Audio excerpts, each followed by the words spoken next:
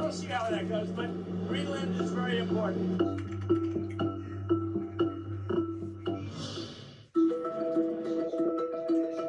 Wow, that's a big crowd.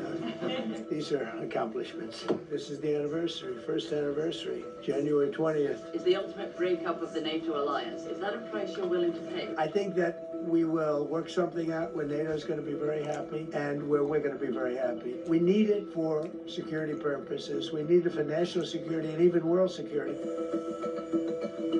I'm boarding Air Force One to travel with President Trump as he heads to Davos, Switzerland, where there is a growing storm of tension with European leaders there.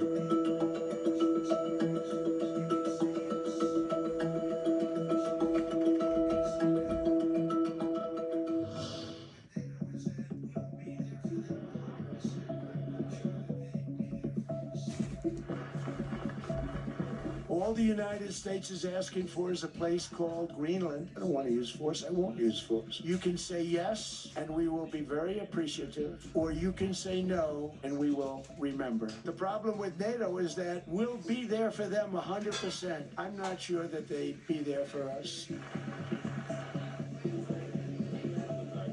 I would love to know what you thought of the president's speech. I think it was a classic Trump performance. I would hate to be the fact checker that had to go through that speech. In this respect, I'm not worried. It was remarkably insignificant. He was never going to invade Greenland. It was never real. Governor, thank you for being here. We are truly standing right outside of where the president just delivered this speech. As governor in the United States, what did you make of his speech? The speech was dangerous, it was disrespectful, and it was unhinged. The president is currently meeting with NATO leaders here at Davos, a lot of them who might still be reeling from his speech. Secretary Bessent, how did the meeting go? Which was? All of them, the ones who just asked. Mr. President, can you give us some details on how you reached this framework, please? It's a deal that people jumped at. Really fantastic for the USA. Does it still include the United States having ownership of Greenland like you said you wanted?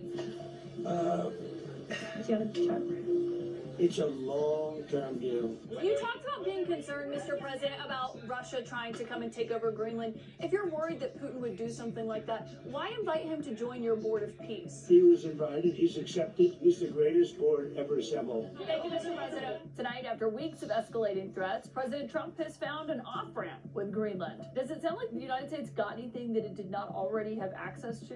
It's not quite Trump always chickens out, but it's pretty close. Trump can't see the difference between dealing with allies and dealing with adversaries, and that cost America.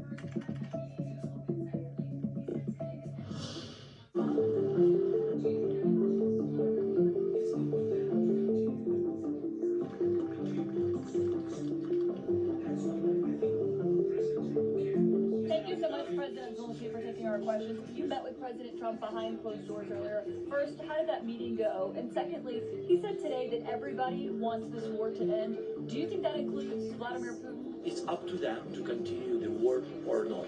But we want to stop this war. And that's why I think President Trump can. He really can, because he has dialogue with Putin. President Trump just wrapped up his meeting here at Davos with Ukrainian President Zelensky. No reporters were allowed in the room for what I'm told was a very small bilateral meeting between these two leaders. But we caught President Trump as he was on his way out of the meeting. How did the meeting go? I mean, you've obviously been working on this meeting. I think the meeting with President Zelensky was good.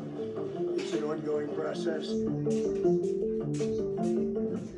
And that was behind the scenes this week. Up next here, there's new reporting tonight on FEMA making a big decision about massive job cuts ahead of the most powerful winter storm in years.